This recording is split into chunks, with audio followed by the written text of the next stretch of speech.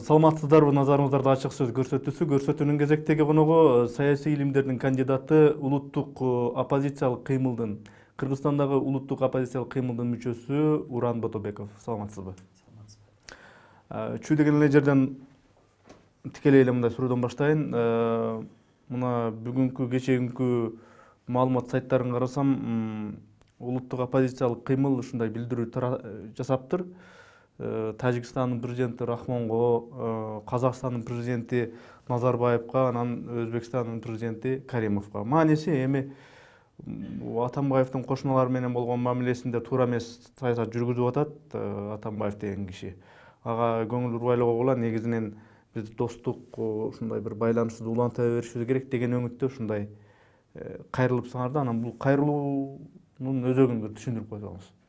Кайрылуунун өзөгүн түшүндүрө турган болсок, биринчиден Эрнест мырза коңшулар менен болгон экономикалык, саясий карым-катнаш биз эгемендик алгандан бери эң төмөнкү чекке жетти да. Коңшулар менен болгон мамиледе ишенбөөчүлүк, коопсуздук маселелери биринчи планга чыгып калды. Анын айкын бир мисалы катары 2014 жылы быйыл 31 августта эгемендик күнүндө президент Алмазбек Шаршенович Атамбаев куттуктоо сөзүн сүйлөп жатып, ошол майрамдык иш-чарага, мааракеге катышып аткан коңшу мамлекеттердин элчилери аркылуу коңшу мамлекеттердин мамлекет башчыларына кайрылды. Мамлекет башчыларына кайрылып, биздин ички ишибизге кийлигишпегиле, ушундай оппозицияны, кыргыз оппозициясын колдоп, 3 революция кылабыз деген ойдон алыс болгула дегендей бир кулак кагыш, өтө жагымсыз бир орой сөз айтылды деп ойлойм. Ошол үчүн биз кеңешип туруп, мына ошондой кайрылуу кабыл алууну туура чечтик. Себеби дегенде улуттук оппозициялык кыймыл ошол жаралган күндөн баштап сырттан, коңшу мамлекеттерден гана эмес, сырттан эч кимден жардам, финансылык көмөк алган эмес. Мына ошону айтып коелу дедик. Экинчиден, албетте Конституция боюнча Кыргыз Республикасынын президенти элдин атынан, мамлекеттин атынан сүйлөгөнгө толук укуктуу. Бирок коңшулар менен болгон мамиледе андай шек саноолорду, күмөн саноолорду алдыңкы планга коюуга мүмкүн эмес деп ойлойм. Ошол үчүн биз ушул маселенин ачык айрым агынан жарылып айтып берүүнү туура көрүп, ушундай кайрылуу кабыл алдык. Ошол эле мисалы үчүн ушул кошуна өлкөлөрдүн президенттеринин Кыргызстанга жасап аткан ушул чек ара боюнча же башка дагы бир мамилелер боюнча жасап аткан мамилесине кандай көз карашта, мисалы үчүн улуттук оппозициялык кыймылдын мүчөлөрү же анын тең төрагалары дегендей, аларга мамилеси кандай? Алар туура болуп атабы кошуна өлкөлөрдүн президентинин?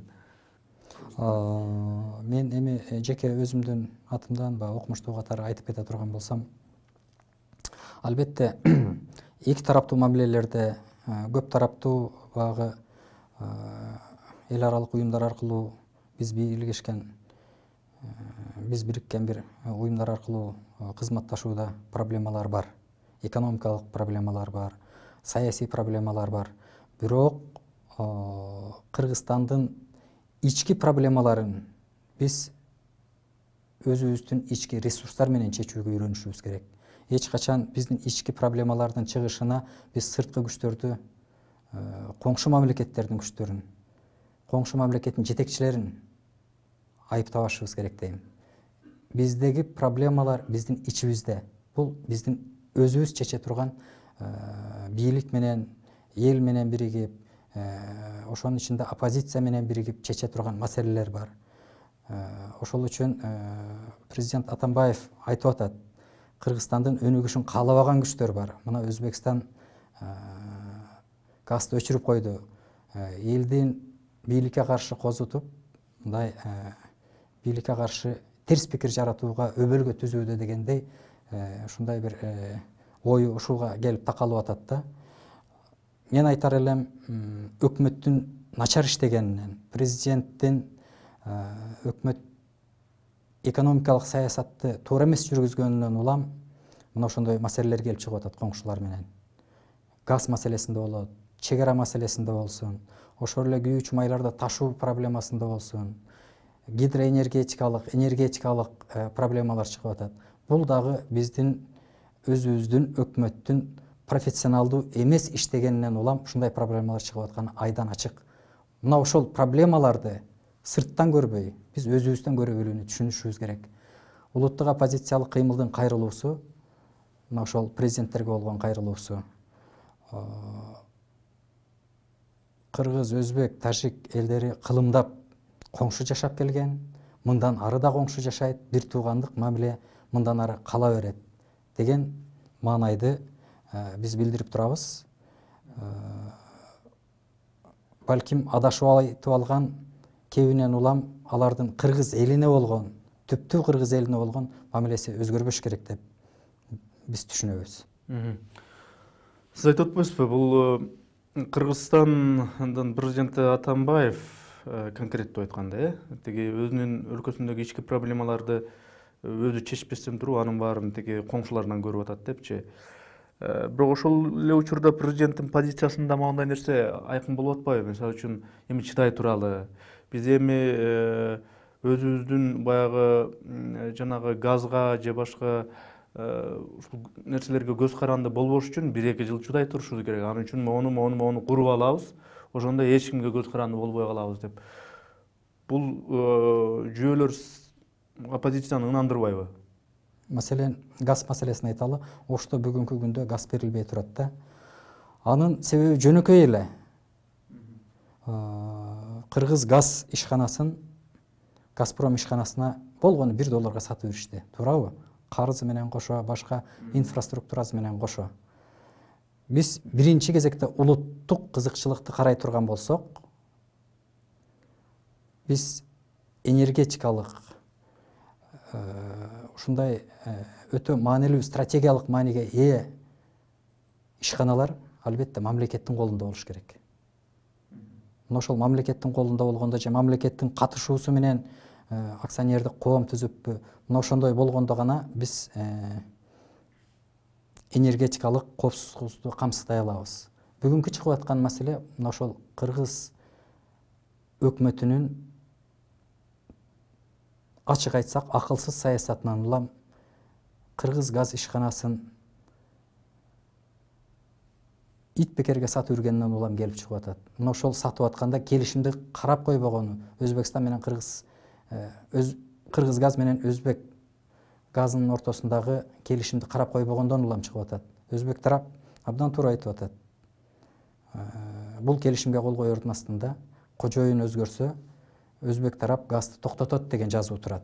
Мына ошону алдын ала талкуулап, коңшулар менен талкуулап, бир чечимге келип, андан соң бир чечимге кабыл алса, менимче бүгүнкүдөй проблема болбойт эле. Президент Атамбаев айткан, бизге кыргыз газ эмес, бизге газ керек деген. Бүгүн кыргыз газ да жок, Ош жергесинде газ да жок. Демек, ушундай саясаттын айынан элибиз газсыз отурат, элибиз Ош жергесиндеги элибиз ошонун запкысын, өкмөттүн акылсыз саясатынын запкысын тартып атат. Эмне үчүн газ жок десе, бүгүнкү бийлик, өкмөт баш болуп, бийлиги төш болуп тиги Газпромду көрсөтүп атат да, булар сатып алды дегендей кылыпчы. Анан кийин ушундан улам суроо туулат. Ушул Газпром, тагыраагы айтканда Орусия, Кыргызстандын менен Өзбекстандын ортосундагы же мейли ушул Казакстан менен бир чечилбеген маселелерди же Тажикстан менен чечилбеген маселелерди Орусия өзүнүн мындай бир мындайча айтканда тиги өлкөлөргө караганда өзүнүн бир улуу держава эмеспи кантсе дагы. Ошол күчүнөн пайдаланып жанагы мындай проблемаларды чечүүгө жөндөмдү деп ойлойсузбу? Деги эле бул реалдуу нерсеби? Менин оюм мынтип айткандын себеби Кыргызстан ушу өздөрүнүн проблемасын Орусия аркылуу чечтирип алгысы келип аткандай болуп атат да. Сиз кандай ойлойсуз? Эми президент Атамбаев бизге кыргыз газ эмес, газ керек деп айтып атканда, албетте ошону факт катары бетке туткан. Себеби дегенде Газпром дүйнөдөгү эң чоң жаратылыш газын иштетип чыккан, саткан дүйнөдөгү монополия фирмаларынын бири. Албетте ошондой ой менен айтса керек. Бирок дагы бир жолу айтайын, Кыргызстандын, кыргыз элинин экономикалык коопсуздугун, азык-түлүк коопсуздугун биз чет мамлекеттердин жардамы менен эмес, биз өзүбүздүн ички ресурстарыбыз менен чечкенге аракет кылышыбыз керек. Ошол эле дипломатиялык жол менен чечкенге аракет кылышыбыз керек. Тилекке каршы өзүбүздүн ошол мамлекеттик маанидеги ишканаларыбызды сатып атып, бүгүнкүдөй өтө кайгылуу акыбалга келип отурабыз. Мына ошол саясаттын запкысын элибиз көрүп атат. Дагы бир жолу кайталайын. Биз эгерде улуттук кызыкчылыкты, мамлекеттин кызыкчылыгын алдыңкы планга кое турган болсок, анда экономикалык өз алдынча саясат жүргүзгөндө, башка өлкөлөрдүн көзүн карабай жүргүзгөндө үйрөнүшүбүз керек эле. Тилекке каршы андай болгон жок. Бийликтин кылган иши таяктын эки учу дегендей болуп атат да. Бирөөлөргө стратегиялык маанидеги кыргыз газ ишканаларын бекерге берет дагы, экинчилерге биз тизе бүкпөйбүз, элибиз чыдай турсун, биз экинчи эч качан коңшуларга барып тизе бүгүп жалдырабайбыз деп атат. Тескерисинче ал жака чөкөлүп атат да, коңшуларга чөгөлөбөйбүз деп атат. Мен айтайын дегеним, Кыргызстандын тышкы саясаты эмнеден башталат дегенде, эң жакын коңшулардан башталат. Биз менен тектеш, дили бир, дини бир, тили бир, ошол коңшулар менен жакшы дипломатиялык алакаларды түзүүдөн башталат. Коңшуну тандабайт дейт, коңшуну Кудай берет. Алыскы туугандан жакынкы коңшу деп айтат. Ошол үчүн айтайын дегеним, бүгүнкү күнү Кыргызстандын коңшу мамлекеттер менен болгон экономикалык саясий алакаларында өтө чоң проблемалар бар. Ал каталар тилекке каршы бийлик кетирген каталардан улам жаралып отурат. Улуттук оппозициялык кыймыл ушул бийликке карата, өкмөткө карата, могул бир философиялык, саясий мазмундагы билдирүүлөрдү мындай жасагандан бөлөк, мисалы үчүн конкреттүү түрдө өкмөткө, президентке же болбосо парламентке газ боюнча мындай кылалы, тиги чек аралар боюнча мына моундай кылалы, тигини алып салалы да муну коелу, же болбосо мындай конкреттүү түрдө сунуш берилдиби улуттук оппозиция тараптан? Моундай кылалы, моундай кылбайлы дегенчи сунуш. Документалдуу түрдө. Документалдуу түрдө эми оппозициялык кыймыл, оппозициялык абдан баягы прозрачный, баарысы ишмердүүлүгү ачык айкын көрүнүп туруш керек. Ошол үчүн оппозиция, себеби дегенде бийлик да текшерет, башка органдар да текшерип турат. Убагында биз айтып чыктык, Манас аэропортун жөн эле акцияларын башка мамлекеттин карамагына итбекер бергенден алыс бололу деп. Эмне дегенде бүгүнкү күнү Кыргыз мамлекетинин бюджетине бул чоң акчаларды алып келип аткан стратегиялык маанидеги ишкана. Бул Кыргызстанга учуп келген чет элдик жарандар үчүн эң биринчи чек аранын босогосу, Кыргызстандын босогосу мына ошол Манас аэропортунан башталат. Мына ошондой пайдалуу ишкананы жөн гана башка мамлекеттердин колуна кармата бербей, өзүбүз иштетели. Мамлекеттин менчигинде болсун. Мамлекет ошонун коопсуздугуна, экономикалык дивидендтүүлүгүнө жооп берсин деп ушинтип айтып чыктык. Албетте, балким оппозициянын айткан үнү жетти, балким ошону алабыз деп аткан россиялык компаниялар ошондон улам чочуду, айтор андан баш тартышты. Аны жакшы билесиздер. Кыргыз газ сатыларда оппозициялык маанайдагы депутаттар эмне үчүн сатышыбыз керек? Мага бергиле, мен эле иштетип, мен аны бир пайдалуу каражат жагынан пайдалуу ишкана кылганга колум жетет деген депутаттар болду. Тилекке каршы ал депутаттарга саясий кысым күчөп отуруп, аларды камап, азыр четке качып жүргөнгө мажбур болушуп атат. Ошол үчүн оппозиция үнүнүн жетишинче, колунун келишинче албетте проблемаларды ачык айрым айтат. Анын оң жагын балким бийлик кабыл алса алаттыр, бирок бүгүнкү коңшулар менен болгон оор экономикалык кырдаал көрсөтүп тургандай көптөгөн сунуштар бийликтин кулагынын сыртынан кетип атат. Эми соңку суроо, мына күз дагы кирип келди, саясий сезон башталды дегендей, алдыда дагы шайлоолор бар дегендей, улам саясий динамика күчөп отурат, ал белгилүү.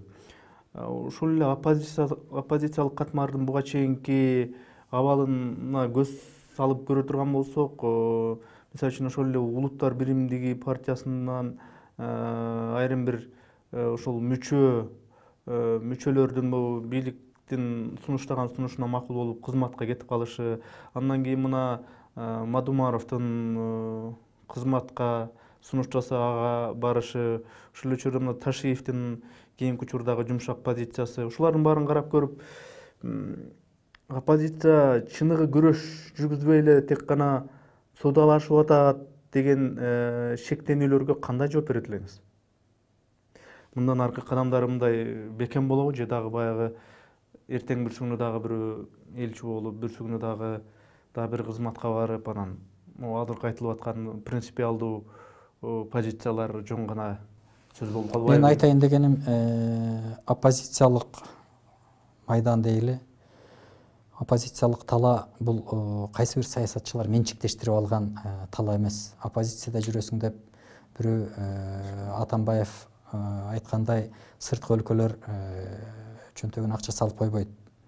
Үчүнчүдөн, оппозиция болуунун өзүнүн дагы коопсуздук жактары бар. Коопсуздук маселеге байланышкан жактары бар. Ошол үчүн ар бир саясатчы өзү чечет. Ким бийликтин сунушуна макул болуп кызматка кетет, ким элдин, мамлекеттин жыргалчылыгы үчүн курсагы ач болсо дагы мына ошол чындыкты айтам деп жүргөн, бул эми ар бир жарандын, оппозициялык айдыңда жүргөн ар бир саясатчынын ички көз карашына, ички ишенимине, ички ынанууна байланыштуу нерсе. Ал эми мындан аркы иштер жөнүндө айта турган болсок, бир гана нерсени баса белгилеп кетем. Президент Атамбаев айтып атпайбы? Сырткы күчтөр ушундай шкактап, финансылык көмөк көрсөтүп, Кыргызстандын ички стабилдүүлүгүн бузууга аракет болгон ушундай ишараттар бар депчи.